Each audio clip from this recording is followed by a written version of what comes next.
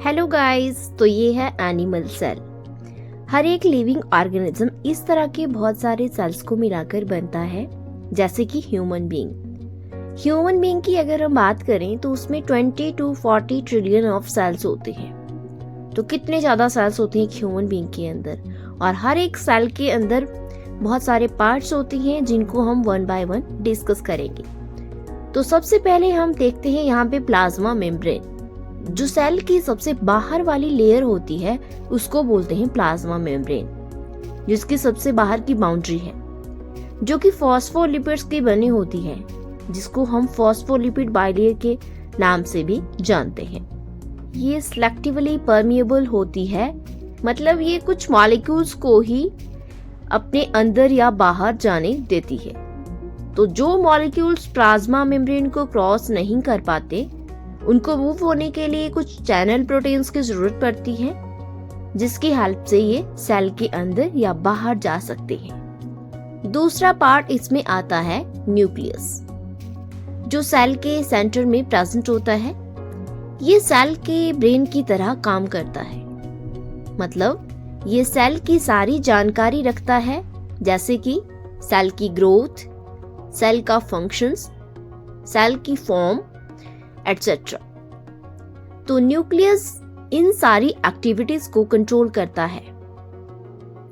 Cell के अंदर जितनी भी केमिकल एक्टिविटीज होती हैं, उनकी सारी जानकारी न्यूक्लियस में होती है, क्योंकि न्यूक्लियस के पास जेनेटिक मटेरियल होता है, मतलब डीएनए होता है, जो सारी इंफॉर्मेशन को स्टोर करके रखता है, जैसे कि कौन सी प्रोटीन कब बननी है, कहां पर बननी है और कितने अमाउंट में बननी है। इस तरह की सारी इंफॉर्मेशन न्यूक्लियस के पास रहती है। नेक्स्ट पार्ट इसमें आता है राइबोसोम्स। जो राइबोसोम्स होते हैं, ये प्रोटीन और आरएनए को मिलाकर बनते हैं, जो कि मेजर साइट होती है प्रोटीन सिंथेसिस की। प्रोटीन सिंथेसिस के लिए राइबोसोम्स मैसेंजर आरएनए के सीक्वेंस को रीड करता है और उसको ट्रांसलेट करके प्रोटीन की सिंथेसिस करता है। प्रोटीन की जरूरत बहुत सारे सेलुलर फंक्शंस में होती है, जैसे कि damage repair etcetera. Next part आता है एंडोप्लाज्मिक रेटिक्यूलम। एंडोप्लाज्मिक रेटिक्यूलम दो तरह का होता है, रफ एंडोप्लाज्मिक रेटिक्यूलम, जिसके ऊपर राइबोसोम्स प्रेजेंट होते हैं, एंड स्मूथ एंडोप्लाज्मिक रेटिक्यूलम, जो बिना राइबोसोम के होता है। अब जो ये एंडोप्लाज्मिक रेटिक्यूलम होता है, ये सेल की ट्रांसपोर्ट सिस्टम की तरह काम करता है, मतलब न्यूक्लियस से ये मैसेंजर आरएनए को लेकर आता है और उसको राइबोसोम्स को भेजता है, और राइबोसोम उस मैसेंजर आरएनए को डिकोड करके, यानी कि मैसेंजर आरएनए के सीक्वेंस को रीड करके उस प्रोटीन की सिंथेसिस करता है, जिससे रिलेटेड कोड मैसेंजर आरएनए पर होता है।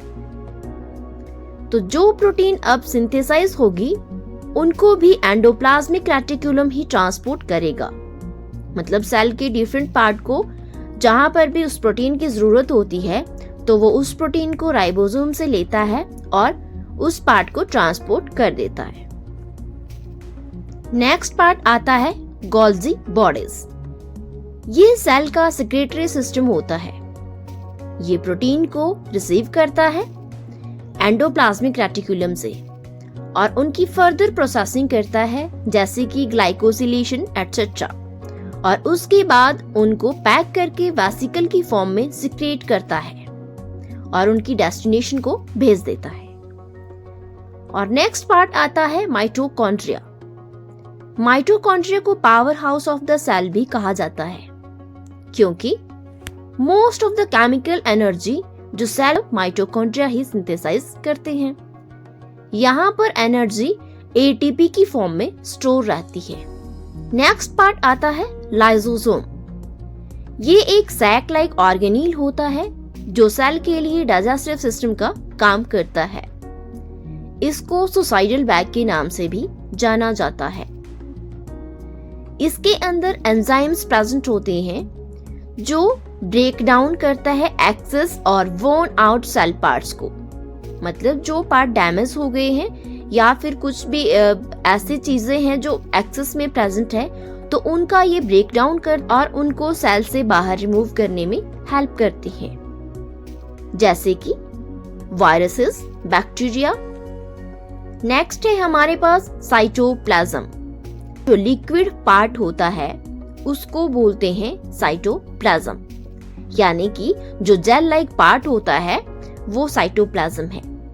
ये सेल के अंदर जो कंपोनेंट्स होते हैं, मतलब जितने भी ऑर्गेनील्स होते हैं, उनको ये उनकी जगह पे रखता है, उनको डैमेज से प्रोटेक्ट करता है। तो इसलिए जो ये साइटोप्लाज्म है ये बहुत ही इंपॉर्टेंट रोल प्ले करता है। नेक्स्ट पार्ट इसमें आता है सेंट्रियोल्स, जो सेल डिवीजन में हेल्प करते हैं। तो ये था सेल और उसके कंपोनेंट्स। आई होप आपको ये वीडियो पसंद आई होगी। If you like this video, please do like, share and subscribe this channel.